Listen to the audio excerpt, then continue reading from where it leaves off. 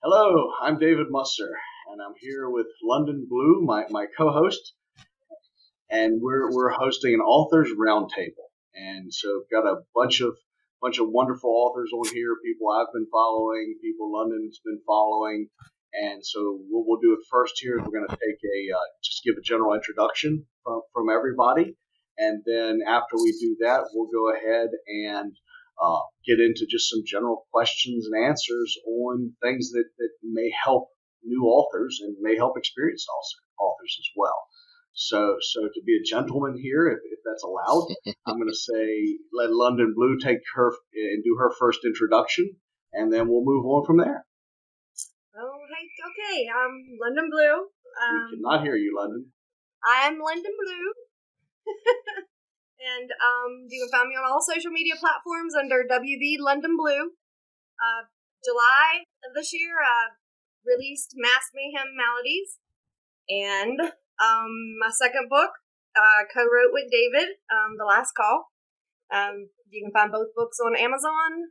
And I am jumping genres because I have a grandbaby now. I'm so excited.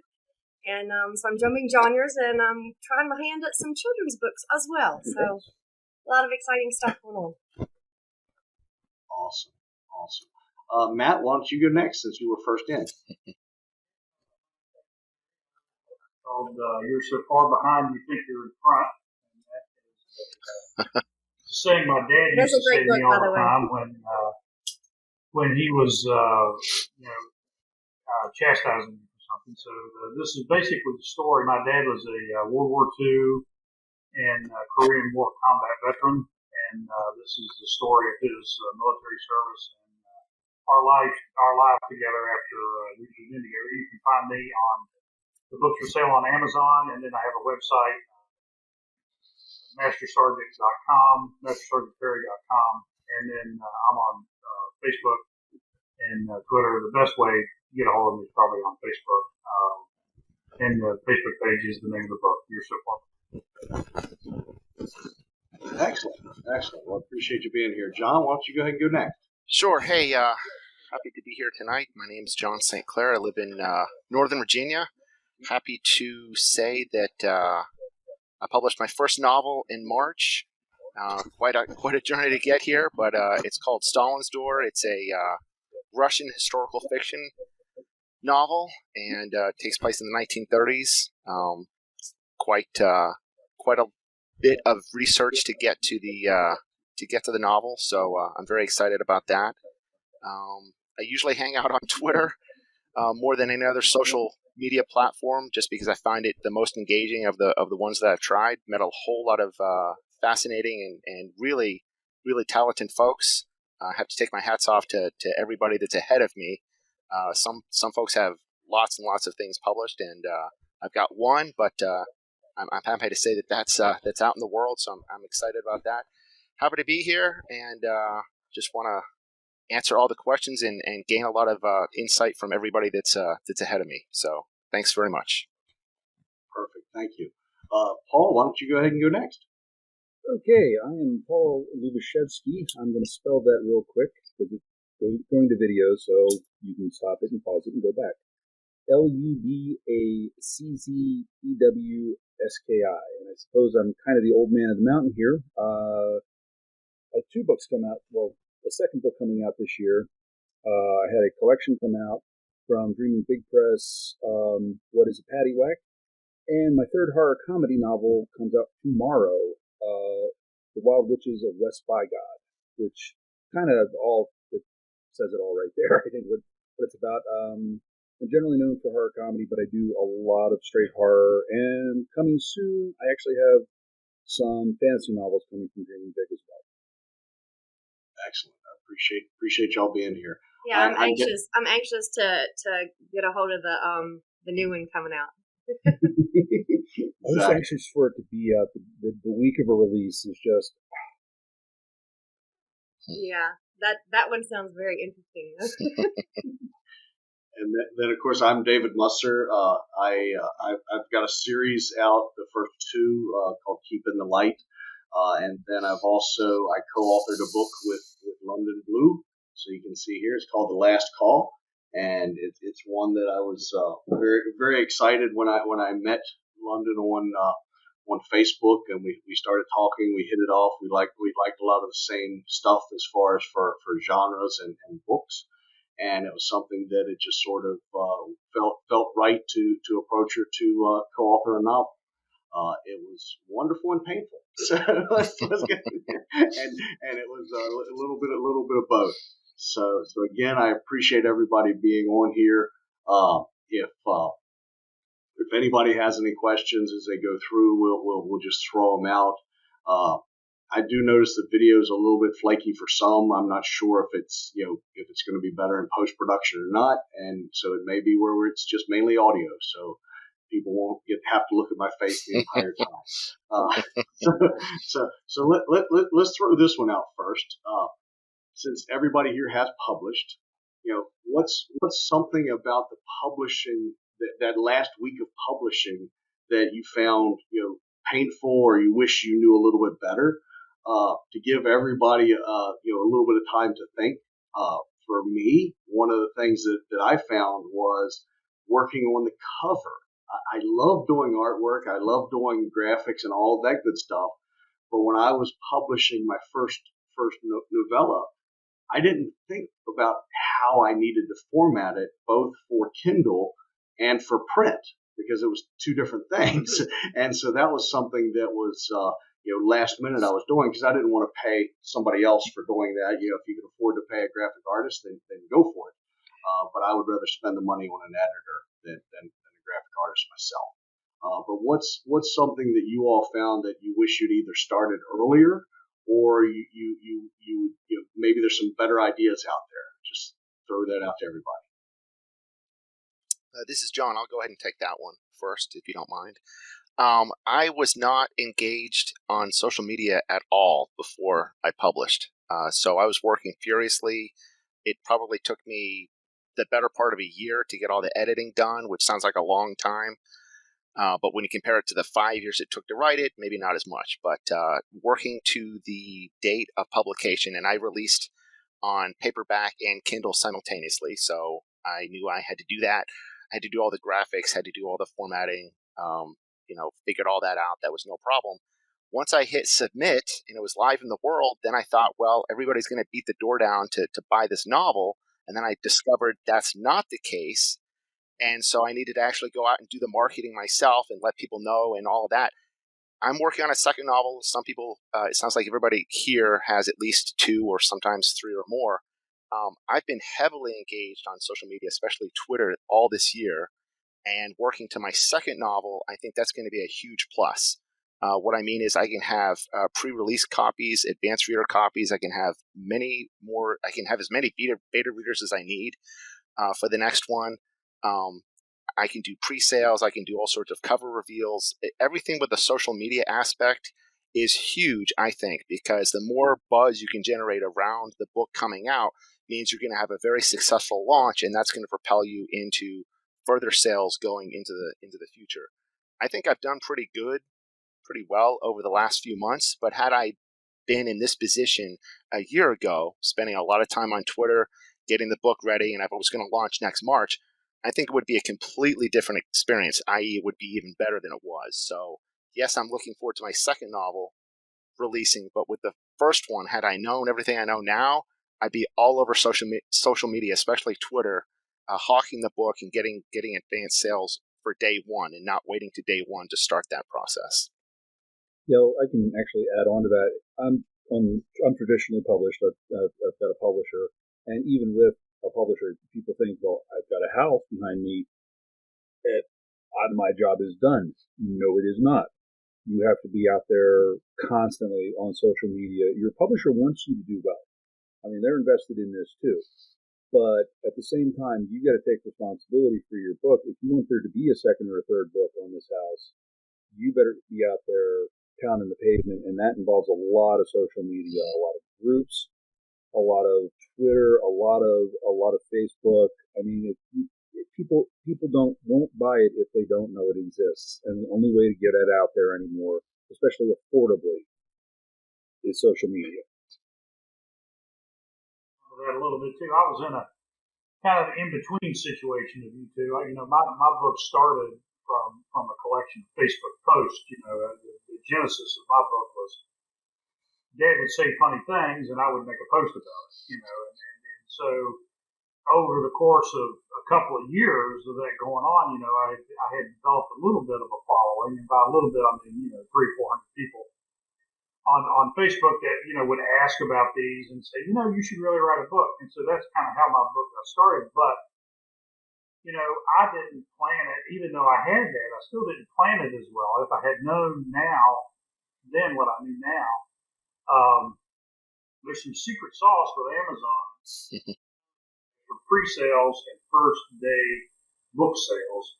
And if you can, really hype that up and get a bunch of pre-sales and get on one of their, whatever your specific category is, if you can get into the top, even in the top 10 just for one day, it's a big deal to them. And they really, that'll kick in some of their internal mechanisms and make you easier to find. So, I didn't hit that as hard as I should have, and next time I certainly will. Yeah, even on your own author page, like Witches isn't out yet, but on pre-sales, you can find it like right at the top of my author page, where like when people open it up, they see things by popularity. They can look by publication date and all that other stuff, but if they look for you as an author, first thing they're going to see is by popularity, and pre-sales can push the next book coming out to the top of your own popularity list, so more people see it. So if you've got people looking for you first, and then the book secondary, they'll see it quicker. Interesting. Yeah, I've never done any of the. I mean, except I've got two novellas, and the first novel was the one I did with London Blue, and pre-sales were not something I even thought of doing. She'd mentioned it at one point, but it was just something where we were so heads down with the editing process trying to get it out that by the time we were done, it was, okay, let's release it. I never thought to hold it back for a little bit or to start announcing pre-sales earlier. So that might be something that I take away from this. That's good. If no more on that topic, what I'd like to cover next is, you mentioned social media. Everybody here mentioned social media, which is great. Myself, I'm on Twitter and Facebook, more on Twitter for the book than Facebook. I do find that some of the am writing and the am writing horror, those types of things where you're talking to other authors, everybody's encouraging everybody to write more so than you're advertising, if you will. So those help. Posting to the writing community helps. And then, when it goes to selling your book, it's hey, we're posting Kindle, on, weekend reads, stuff like that. Where do you find the best, place to post, for your book? Where do you get the best responses from? Is it Twitter with, hashtags of Kindle Unlimited?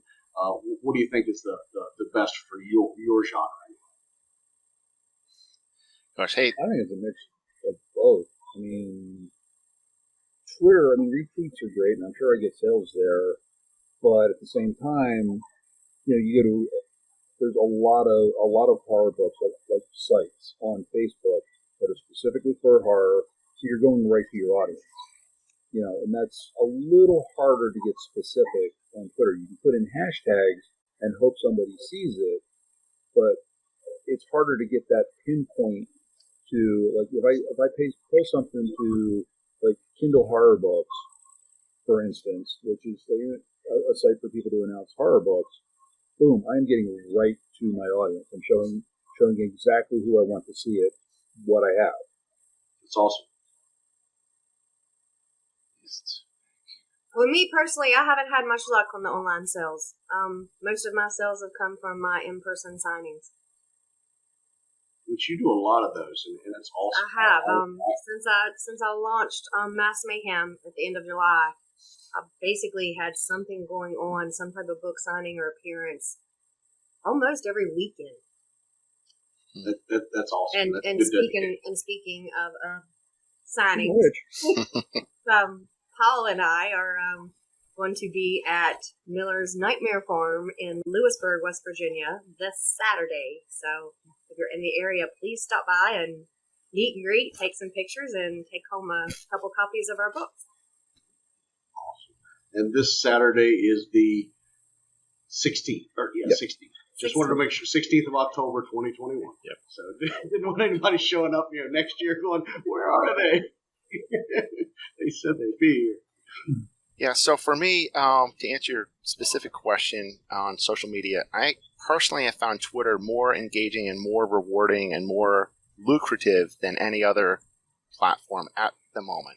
That doesn't mean that you can't make any platform work for you. I heard TikTok is really good. I don't think I'm a TikTok kind of guy, and I'm not sure I'm the right demographic age-wise for TikTok. But I've heard that can be excessively lucrative if you can hit the right buttons and get the right viewership. And I don't know what you do there other than making short videos, but I've heard that's very, very lucrative. That's probably not for me. So Twitter is where I've been spending a lot of my time. I've been on Facebook longer than anything else, but I found that engagement is a lot more tailored to people that you know personally versus a wider community of people that you're just familiar with. They may be fellow authors and things. Facebook may be family and friends. Now, that doesn't mean I don't have an author page. I do have one on Facebook. But to build that, even after 9 months, when I started this in March, or coming up on 9 months, I barely have maybe 150 people that have just signed on just to say, hey, show me updates or something like that.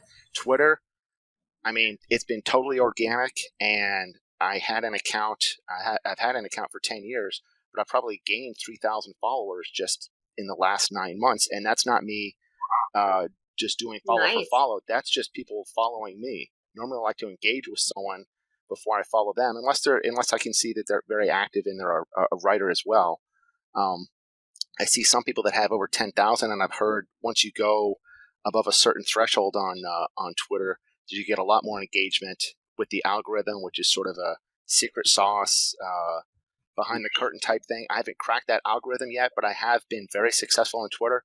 It's the reason I'm here, to be honest, tonight, because I was invited because of my participation on Twitter. I don't think I would have had that chance with any other social platform for me personally. So that's just been my experience.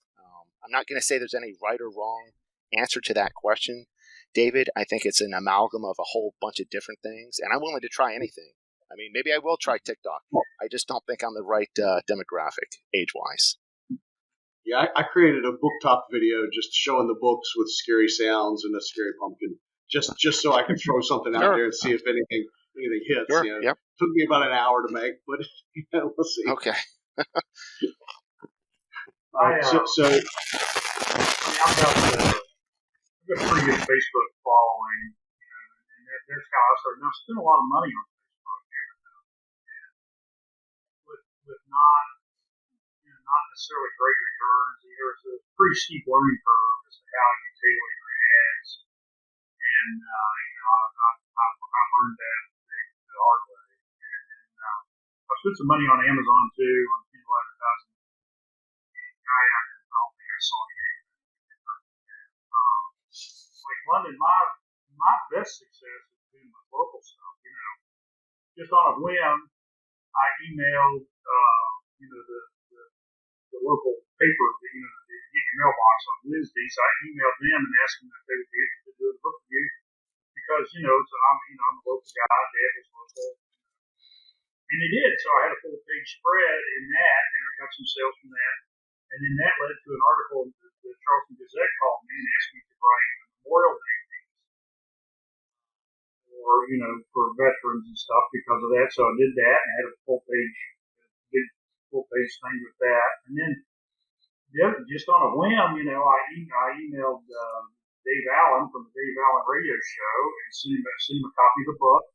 And so then I was on his show. I got some sales from that. And then so for me, my personal stuff has been organic, like you're describing. The Twitter thing, the Dave Allen show, led to Tamarack getting a hold of me, so now my books are for sale. So to me, the in-person stuff and just the weird local personal connections I've made have been more effective than any money I've spent on Facebook. Nice. Okay, so my next one, and then everybody feel free to think of other questions as we go through. I can keep asking whatever makes sense, but I do have several prepared because I've been thinking about doing something like this for a while because I did want to give back. Touched on briefly there a little bit about advertising. It's something that that was a new thing for me to think of because it's like it's like, hey, my book's out there, people should buy it, and I'm just holding out my wallet going, there's no money coming in. Where and don't get me wrong, it's not about getting sales for money as far as for the only reason I write. I write to keep the voices in my head at bay, but it's something that I didn't think about having to do that part of it, right? So with that said, when I started, I got on Facebook and Twitter and all that good fun stuff. And I am in John's circle of friends when he pulled up it on Twitter. It made me happy to see myself there. Very, very happy for that one. But I did some advertising on Booksy, I think it was, and also Amazon. And the interesting thing about Amazon is if you do it on the pay-per-click, then you can get exposure even if you're not getting sales. And they have a new feature that I tried out this last time, and it's basically you're willing to pay twice of what your bid is if you get top billing in their advertisement space. And now if somebody clicks on it, then you're paying twice as much for that sale. So you may lose money on depending on how much you've got your books marked up for. But it's an interesting way, I thought, to get my name and brand, if you will, out there in front of people. So that's what I'm trying to build as a brand for my series. So with that said, where have you found the best money for your buck, if you will, on advertising? Is it anybody taking out ads in newspapers or anything like that? It went old school. What's where if you've spent money on advertising, where did you find the best results? If you tailor really, really specifically, I mean, you've got to go through and look. Like Facebook will put up an auto grouping for you, but then you've got to go through that and pull out stuff that doesn't work for you and put in stuff that does work for you. But if you tailor really specifically, I mean, I've got an ad running now for the book that's coming out tomorrow, and it's getting pretty good engagements right now. I mean, and I'm only spending $15 on the ad, which is I'm spending, I think, like right now my rate is like 6 cents per engagement. So I mean it's doing what I need it to do, and it's doing it cheaply. I mean, a lot of it is also word of mouth, getting into the communities where you're writing, getting your name to those people. I mean, this book has been on Godless, which is a strictly horror platform, and that got it out there to a lot of people that probably wouldn't have normally seen it. There's all kinds of things, but it's just strictly advertising. If you tailor it absolutely correctly, you can actually get really good bang for your buck out of Facebook. But you've got to know who you're targeting. Okay, interesting. Let me give that a try. I'll definitely follow up on that with Facebook. That's where I started in the spring and into the summer, and I have to say, for me personally, it was very, very lucrative. I'm not trying to brag. I'm saying that in some cases I was selling 5 and 6 books a day just based on the Facebook ads that I had going out, and they were tailored. I was doing mainly English-speaking countries: Canada, England, the UK, Ireland, the United States, Australia, and you can target by audience. You can say a specific date range of how old people are. So demographics wise, I had found that older readers, 40 plus, were clicking on the ads more than anything else. It seemed to be 50-50 between men and women, but depending on what type of specific advertising I used, that would skew one way or the other. But I have to say I was doing very, very well on Facebook. And then, unfortunately, in the middle of June, when Apple released iOS 14.5, they changed the privacy settings such that in the United States and in Europe, you can opt out of a bunch of tracking that makes Facebook advertising pretty much useless. And since 14.5 rolled out, and Apple is only one platform, I realize Android is huge too, but I was noticing a huge drop. So instead of selling 5 or 6 books a day, it went down to 1 a day, and then it was 1 every other day, and then it's been dropping ever since. And the ads didn't change. The way I did and presented and tailored and targeted ads didn't change, but things that affected that advertising certainly did change. And these are those privacy laws that have been rolled out and these new features that are in the operating system for Apple's devices. And that impacted me huge. If I'd been here a year ago, I probably could have had 1,000 books sold by now. But now it's very, very difficult to use Facebook advertising. For me personally, I've noticed it's not the same as it was earlier in the summer. On that note, I did dabble a little bit in Amazon ads. I hear what you're saying, David, about the pay-per-click. It's a different model. It's sort of a bidding system versus a kind of put it out in your user community system that Facebook uses. I've not tried Twitter advertising or any other type of advertising. I will say on the personal front, I did pay Vistaprint. I printed up, I wish I had an example. I'm looking around my office. I don't see one handy, but I did print up business cards. These are these normal business cards you'd see, color on the front with the name, a short URL with my title, and somewhere they can go and see about the book. On the back, it's a short description. And I'll tell you, anybody that I meet, as soon as they say, hey, what do you do for a living? And I say, I'm a writer, I'm handing them a card saying, yes, go and buy my book. And that has worked tremendously. You meet somebody face to face and you shake their hands and they're excited to meet a writer. You give them a business card, they can go out and buy your book immediately. They will do it every time. 9 times out of 10, that has worked. I went through 500 business cards already, meeting people. And it could be meeting somebody at Starbucks. You're sitting in line. You could be in the grocery store. You could be at a restaurant.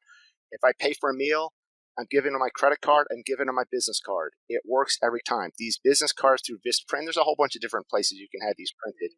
You can do 500 for $20. Put your description on the back, put your URL and your title and your name on the front, and put some color in there with some graphics, and it works. And it's cheap and it works. That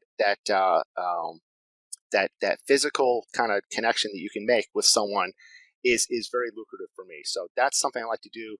Now, of course, we're sort of in a weird time where people aren't really going about, the way things used to be. But I think it's getting back to normal. And I have found business cards, that's sort of an old school way of doing advertising, can be very lucrative. Speaking of old school, bookmarks. Yeah, when you're doing signings, bookmarks done. Yep. Even if somebody doesn't buy, like right there at the signing, give them a bookmark. Everybody likes something for free. Yep. Absolutely. Bookmarks are useful, and every time they use that bookmark, while they're reading a book, they're looking at your advertising.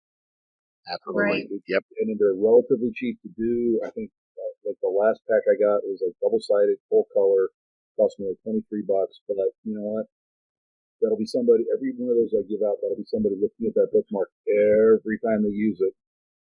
Yeah, and actually, I wish I'd had one here in front of me. I did the same thing with the bookmarks, and on the back, I actually put QR codes. Cool. To where they can just scan the QR codes with their phones, and it'll take them directly to my Facebook page or my Instagram or whatever. So, and on top of that, on the front, there's a QR code for my PayPal. So if they're standing at the table to buy a book, they can scan the QR code for PayPal and have touchless, contactless payment. Oh, that is awesome. It's a great idea. Just exactly like you were saying. And then, unfortunately, I would have had an author's table at the West Virginia Book Festival. Next week it got canceled and went virtual. That would have been a good opportunity, I think. I'm doing a signing for the festival, but I'm thinking personal appearances have been the best thing for me, and just that. That's awesome. Paul, and you guys too, if you've done any outdoor signings before. I mean, like I said, this weekend we're going to be at a haunted house, and October 30th we'll be at the Haunted Majestic with the Horror Writers Association. There'll be like 13, 14 of us up there doing book signings, so that'll be fun. But last weekend, I was actually up here on the farm, and I noticed that, I ended up having to pack up because even though it wasn't raining, the moisture in the night air was ruining my books. So my question is, to any of you guys who have done any outdoor nighttime signings, do you all have a plan for that? I have, right now I have plastic bags that I can slide the books in so I can still put them on the table so people can still see them. But I found that was a huge issue, and I was really disappointed because I only got to stay at for an hour and a half, and I had to pack up and leave because my stuff was getting ruined. So have any of you all encountered that? If not, Paul, you may want to look into that. I haven't, only because I haven't done any sightings, period, but I'd like to have that problem just so I can go out and experience, meet people. But I hear what you're saying. That's got to be frustrating. Yeah, maybe some plastic bags or I'm not sure what you would do if the weather wasn't cooperating.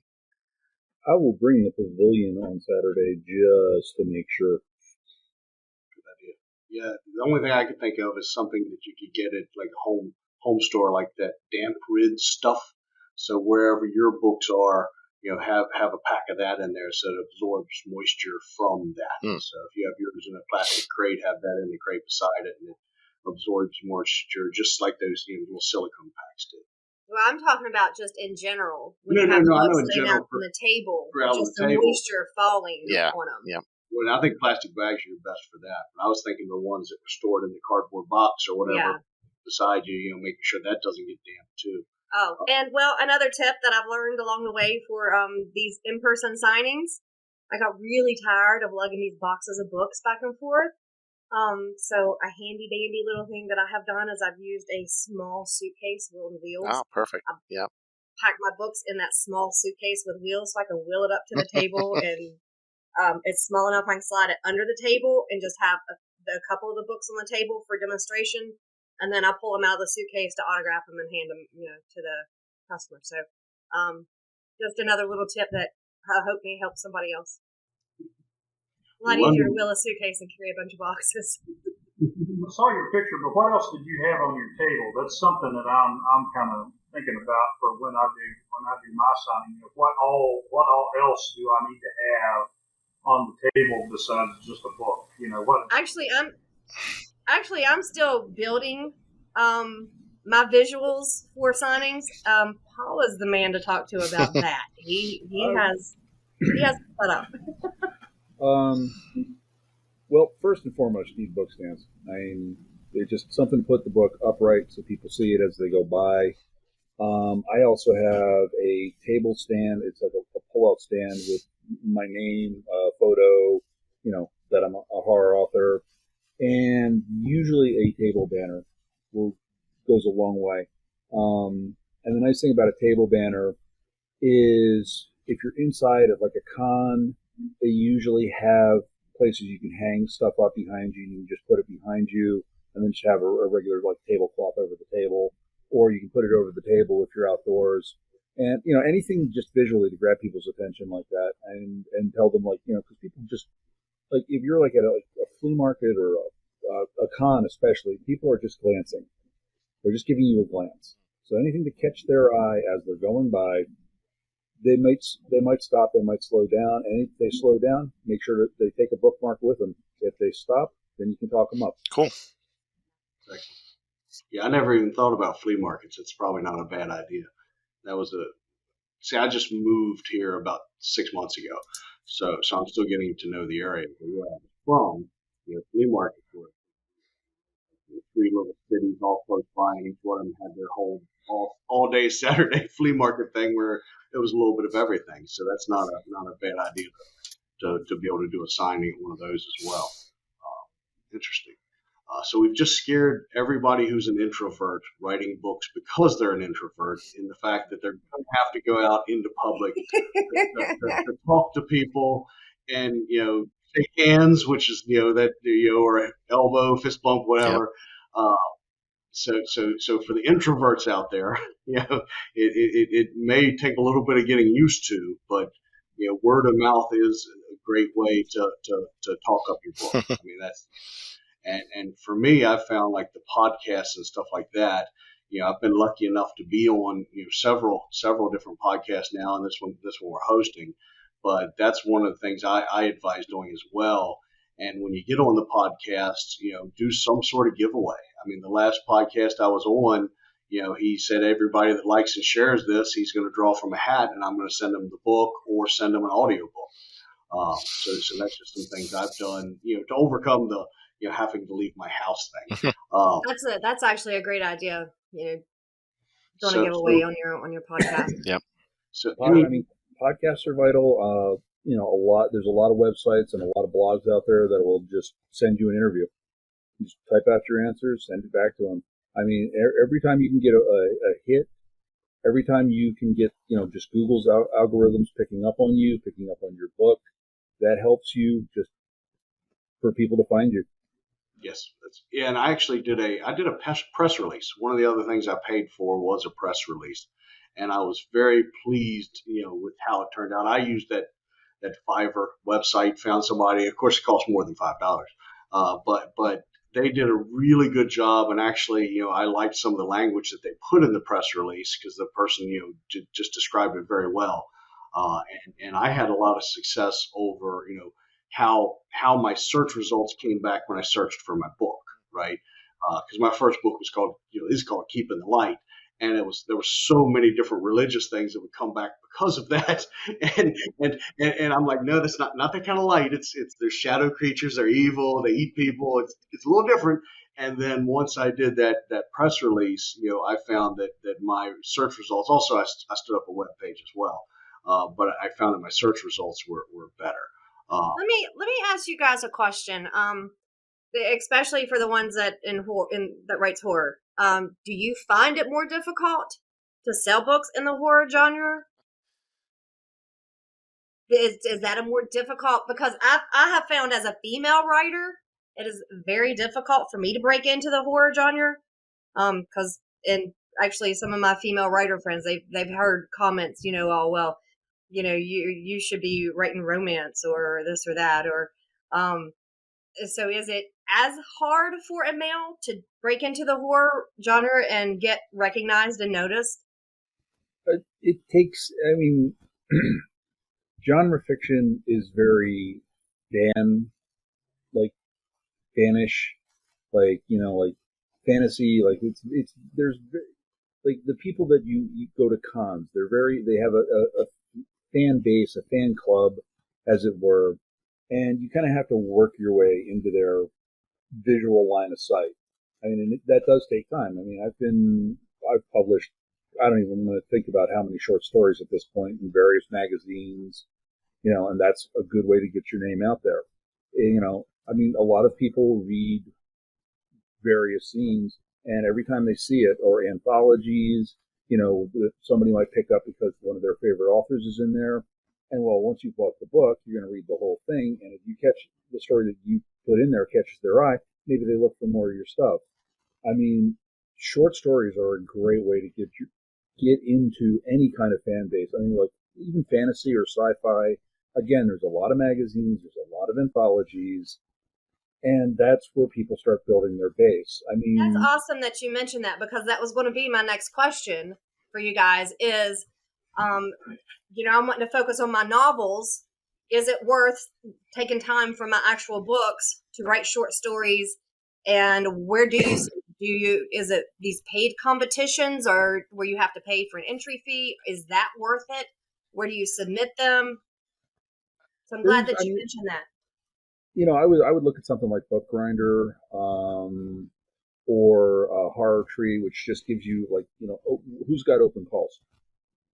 Just go for the open calls. I mean, it would, the competitions, if you win, that's great. You can put it in your bio, or use it to sell yourself. But I don't really see how many eyes you really get on your work.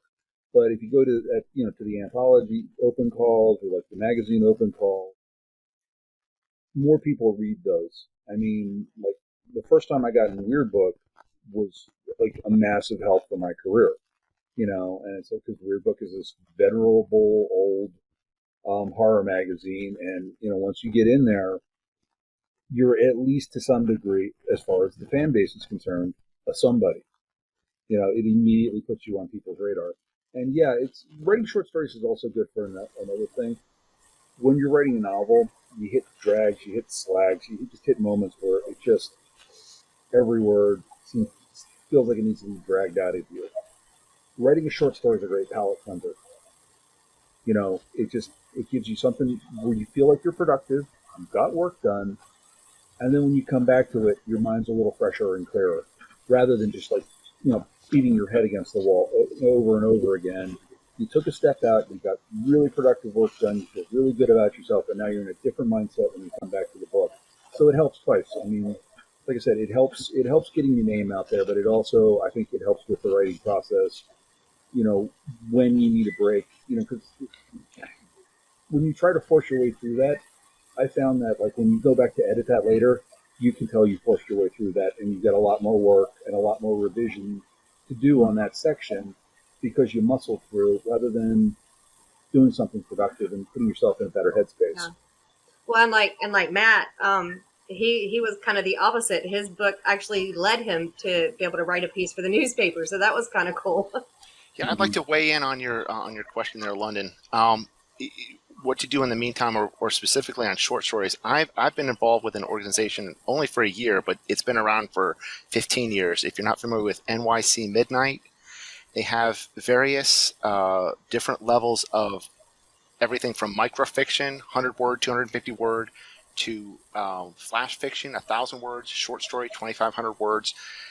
They also do screenplays. What you do is you sign up for this. There's a nominal fee. It's usually around $20. And you get assigned keywords and actions at random. You also get assigned genres by random, and you get put into like groups of usually around 50 people per genre. And they have multiple rounds. And yes, there are cash winnings at the end because you're paying money to be in this competition. But what is nice about this specifically is that your work will be reviewed by 3 judges with written feedback at each level.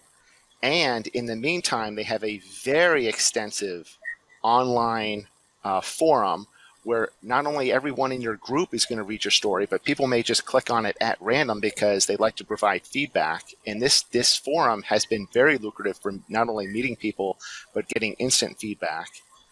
And like I said, they have something for everyone. I'm doing one on Friday. In fact, it's their microfiction 250 word competition. You have 24 hours. The longer ones, like the 2,500 word ones, at least for the first round, you have 8 days. But for this one, for the 100 and 250 microfiction, you have 24 hours.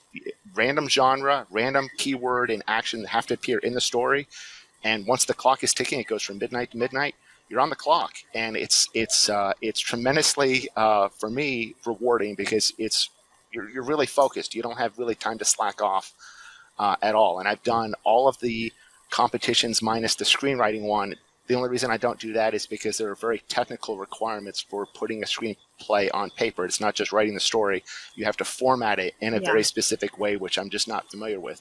But I've done all the rest of them at every level, and it is very, very rewarding. Like I said, you will get feedback from judges, from a minimum of 3 judges, and you'll also get that forum feedback if you put your story out there. And for not a lot of money. That actually sounds like fun. Yeah, look it up. If you want to do the microfiction 250, it's actually starts tomorrow. This is going to be kind of a challenge for me because I'm actually going to be on the road. I have to leave for a trip Saturday, so I'm going to be thinking about my genre assignment while I'm driving, and when I get to wherever I'm going, I'll knock out the story. And 250 words may not be a lot, but the one I just did was 1,000 words, and they give you 48 hours for that one, at least for the first round. And I'll tell you, they have 15 different genres. I've gotten romance a couple times, which I'm not a big romance reader, but I wrote the stories. I've gotten science fiction, which is great because I'm a fan of that. I just got mystery for the 1,000-word one that I did. And you never know what you're going to get. And the fact that they give you these prompts at random, and you're in groups of like people, and you're going to be judged exactly the same against your peers, at least for the group that you're in, makes it pretty rewarding. And this organization has been out there for at least 15 years. This is not some fly-by-night thing. It's very prestigious, and if you make it far enough, you will win serious money. So check it out if you want to. Cool. Well, the cool thing is, it sounds like the writing prompts in general is The good. writing prompts are crazy. I mean, I had one where I think it's my first one. I started a year ago for their Microfiction 250. I got science fiction, which was great. The prompt was a scuba tank, and the genre, or the setting was the setting was like a bar or something like that. I mean, it's just these crazy prompts, and you have to write the story to fit the prompts, or you'll get disqualified. I mean, you can write whatever you want, obviously, but if you stray too far outside of the prompts and the genre, it might not be good. But yeah, it's great. It's NYC, like New York City, midnight. You can just Google it; it'll come straight up, and check it out. I definitely will. That's awesome. Any other questions from anybody, or you want me to throw one of the ones I had prepared out? Throw a prepared one out. All right. So this is one of the ones that I always think is funny. I hear people say, "Oh, a man can't write a female perspective because he's a man," or a female can't write a man's perspective because she's female. That type of thing. But I hear it. People say, "Well, you got to write what you know," and I'm like, okay, at the time I was writing a zombie book was the last time I heard that. I'm like, I don't know any zombies. I'm writing about them. Yeah. But, and my quote, I think I posted on Twitter, I think I did anyway, is do the authors and stuff who are writing the TV show Dexter, do they know a serial killer like that who only kills bad guys? I don't think so. So what are y'all's opinions on being able, do you try to just write what you know? Or do you enjoy writing outside of it? So like my first novella, it was about a young girl who was just trying to go to college and have a great life, and then some evil creature starts following her around for unknown reasons. But it's something that, writing that perspective and writing her choices of boyfriends and stuff like that, when my daughter read it, she's like, how does Dad think about stuff like this? And so she wasn't enthused. But what do you find you enjoy writing? Do you enjoy writing all the perspectives? Do you try to stick to what you know? What's your thought? I actually, in the Mass Mayhem, I did a short story. It's called Doug, and it is from a male's perspective, and he is a recluse that lives in the woods, and he's actually a kidnapper and rapist and murderer, and so I'm not something that you are. Number one, I'm definitely not a man. I'm definitely not a kidnapper, or a rapist, or a murderer. So, but I thought the story was pretty successful. It was literally from the first person point of view, even, and him talking his way through the story into his inner thoughts of things, of his memories, and how he smelled certain women. I mean, so, but that was based on, I guess some people that I know that I have met and didn't kind of care for. I'd love to weigh in. Go ahead. But also, as far as the different perspectives, that I was interested in seeing. That was another question I had as well for you guys. Have you written from a female's point of view? Yes, I have. And what did you find difficult in that? Nothing at all. And I don't want to sound elitist, but to answer David's first part of the question, do you have to write what you know? No, you don't. If you have a vivid imagination, you can take that anywhere. If we were only constrained to only writing what we know, I think literature would be pretty boring, because there are certain things that can't be experienced, no one's experienced, that people are writing about. So right there, that's a hackneyed question, or at least view, if you're in some sort of class or something and the professor says, you're only allowed to write what you know. I personally don't agree with that. Now, maybe some people do, some people don't. For me, I'm going to write what I don't know. I think that realm is a lot larger than what I know. I don't know everything, but there's a lot of things I don't know, and I'd love to explore that versus just being constrained to what I do know. Now, if I do write something that I know, I'm going to sound pretty authoritative, but I wrote Russian historical fiction. I've never been to Russia. I don't speak Russian. Wow. I didn't live in the 1930s. And I think I wrote a pretty successful book. It's called Research. It can be done. Now if you're talking about science fiction and stuff, well, you can do hard science fiction, do soft science fiction, do stuff that's fantasy, that has no basis in reality. It's the limits of your imagination. But to answer the other part of your question, 2 out of the 3 main characters for my novel are women. Cool. Half the population are women and half are men. If you're only going to write from one specific viewpoint, I think things are going to be a lot more constrained than if you try to expand yourself and try to put yourself in someone else's shoes. And that's going to be half the planet, which are women, and half are men. So I'm a man. 2 out of the 3 characters in my novel are women. 1 is a man. That's just the way it had to be. So yeah, interesting. Yep. Well, and somebody posted in one of the female writers groups that I'm a member of. She made the comment that she actually prefers to write from a male's perspective, because if she writes as being a female writer, if she's writing from the female's perspective, immediately people are going to think, oh, okay, well, is this really you? Did this really happen to you? Or is this what you really think? And so by her being a female writing from a female's perspective, people automatically tend to want to know, okay, well, is this about you? Or, Sure. So she kind of distanced herself from her characters by writing from the male perspective, which I thought that was really interesting. Good strategy. Yep. I don't like. Generally, the female characters in my books are the more fun characters. Usually in my horror comedies, the male characters are there, especially the lead character. It's a comedy, therefore, guess who's the butt of the joke most of the time? I mean, but like the characters that get to be cool and really kick ass are usually the female characters. Good. And then, Well, my book is about life. It's about my life, so it's what I knew. But my next 2 books are going to be true crime stories, and so they're going to be from what I know, because they're both murder cases that I was involved in. The first one is going to be actually written from a female perspective. So I've started on it, and it's interesting.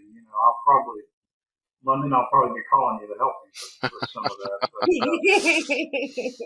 But it's different. It's different for me to do it because I'm a bit more.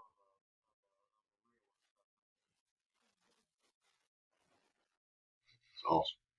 All right, so one more. We've got about 7 minutes to go, and I want to give everybody a good chance to sign off too. So I appreciate everybody being on here. The last question I've got for this, and hopefully we can have another session because this was just a lot of fun. But the last question for everybody, and I'll answer it first, is if you had one piece of advice to give yourself when you were first starting to write, what would it be? Like, what do you think would have got you more successful than you are now sooner, something like that, or even just not had to go through that heartache of 6 months of brain lock. For me, my first writing was when I was 16 years old, and I wrote a story. It was I was into Dungeons and Dragons at the time, and it was a D&D story, and I thought it was great. My problem was I shared it with the wrong people first, and had bad criticism on it just because of not knowing how to write, not knowing how to phrase things and stuff like that. And that criticism caused me to put up my computer for 20 years, 30 years before I started writing again. So to me, it's one of when you get that first criticism, make sure that it's constructive criticism, or just completely disregard it and find yourself a good editor if their main criticism is not the story but the English language. But so that would be my advice to myself, because I could have got started 20, 30 years ago. More than that, actually, but I'm a little older now. So for you all, what would be the one piece of advice you'd give yourself? I can actually jump right onto that. Rejections are part of the business. I mean, when you first start, you think you've created this wonderful story, and put all this is your baby, this is your first time out, this is your absolute baby. And when you send it out there and ask somebody to buy it, it's going to get kicked a lot. And there's nothing personal about it. There's space constraints. There's nobody knows who you are constraints. There are all kinds of reasons for rejections. Now you can take this personally. You can pack up your toys and go home. You could see if anything's useful in there. But the one thing you shouldn't do is take it personally, because it's never meant that way. I mean, there are some magazines that have automatic rejections. They never read your story. I mean, so like there you are all pissed off, crying, mad about it, and they never read the story. So that's how impersonal it is. So that's one thing I think, if I could go back all those years, and it's like, you know what, learn to just, it's just part of it, you know, have a folder for your rejections, put them over there, and then laugh about it later when you sell it later. Excellent. All right, John, what do you got? I don't know. I mean, I obviously, as old as I am at the moment, I wish I had started earlier than I had. I think I would say that I've been writing off and on forever, but I'm writing full time at the moment. I wish I could have started that earlier. I wasn't in a position, I don't think too many people are, to start full time at an early age. If they are, that's great. If they're not, that's fine too. I mean, life gets in the way, and everybody has commitments to all sorts of different things. I'm fortunate enough to be in the position now where I can focus on it full time, which is great. I wish I could have started that earlier. To answer your question, it's tough. A lot of the writing that I'm doing now, while not specifically mentioned in my stories, I have learned a lot of life lessons that I can apply towards when I do write, that I would not have been able to learn unless I had gone through the path of where I am today. So had I started writing full time when I was 18, I might be in a completely different place than I am today. So it's tough. Giving yourself advice to your younger self is not always easy, because you are the sum product of your life experience. That said, if I was advising someone that was getting into the business, who is obviously might be much younger than I am, I would say try to do obviously as much reading as you can, and try to do as much writing as you can. It's like anything else. If you do it enough, you'll get good at it. You won't be good at first, but if you take one shot, you might make it. If you take 100 shots, something's going to hit. That doesn't mean that everything you write is going to be great. It just means your chances of something phenomenal coming out are going to be greatly increased the more you do it. So my question, or my answer to your specific question, is geared towards someone that's just breaking into the business. Do as much writing and reading as you can. And nothing wrong will come from that. Great. And Matt, what about you? You know, I didn't start this until I was like 54. You know, so I've never written anything. I mean, I'm a computer guy, information security expert, detective, and you know, so I thought that I would do this, and man, even though I would let people read chapters and they all said that they were good, it took forever for me to get through in my head that this was actually worth doing and that this was a good story. And it wasn't until when I got all finished, I had three, alpha, beta readers, and I sent it out to them, and I purposely picked people that I wasn't friends with, but that I knew from Facebook. And one was this lawyer in town. The thing that he said that got me over that hump was, I took the time to read your book twice in one weekend.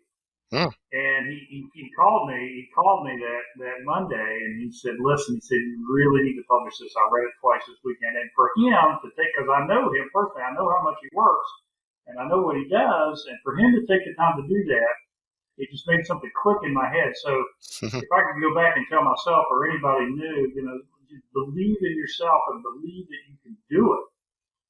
You know, and you just have to cultivate that positive image in yourself. You know, back to Norman Vincent Peale's power of positive thinking. You know, you can do it. You know, and you just have to convince yourself that you can. Nice. And then finally, London, before we do our sign off. What advice would you give yourself as an early writer? Be persistent. Yeah. Don't give up. Give it 100%, 100% of the time. Don't give up. And if it takes you 20 years to pick something back up to finish it, pick it up and finish it. Be persistent. Follow through. And don't chance on the editor. You need an editor. Doesn't matter how wonderful of a writer you are, you still need an editor. Yeah. That I've learned the hard way. So be persistent and get an editor. Awesome. Well, I appreciate everybody being on here. Let's do the sign off. Feel free to mention your websites, your books, whatever you'd like to mention other than your cell phone number. If you want to give credit card numbers, let me have time to write them down. Absolutely. And guys, be sure that you send us the links to all of your books, your social media pages, so we can attach it to the video too. Exactly. So to start it off, London, please do your sign off, and then we'll go out in order that we came in. Okay. Well, again, I'm London Blue, Appalachian writer, Kanawha County resident, published Mass Mayhem Melodies. And David, you want to hold up The Last Call? I co-wrote with David, The Last Call. Yay.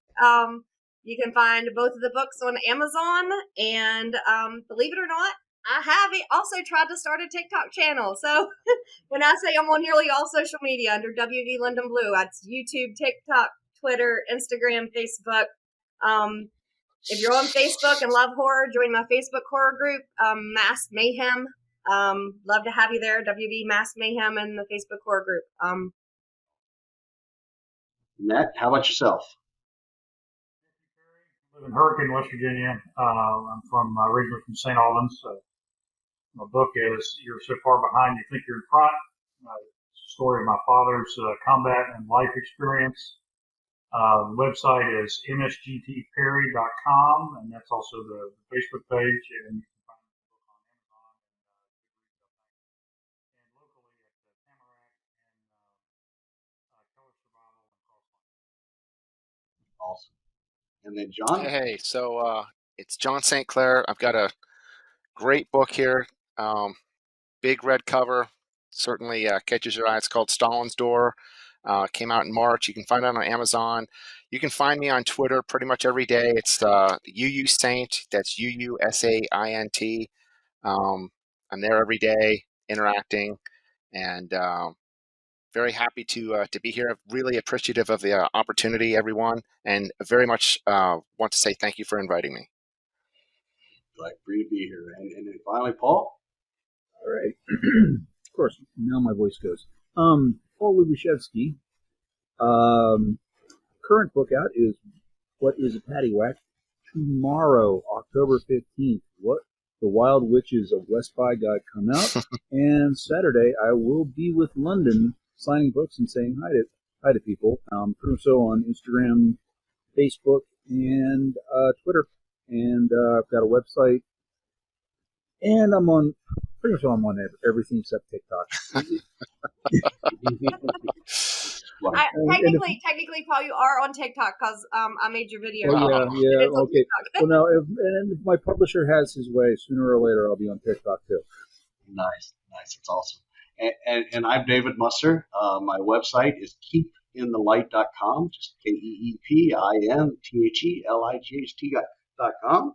I just recently published a book, The Last Call, with London Blue. My other series is called Keep in the Light. Imagine that.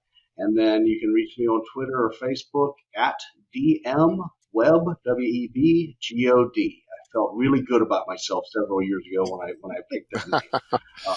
So again, I appreciate everybody being on here.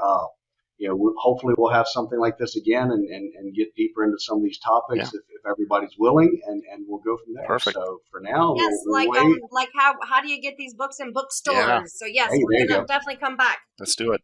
Exactly. Thank So- you guys. So everybody wave. We're headed out.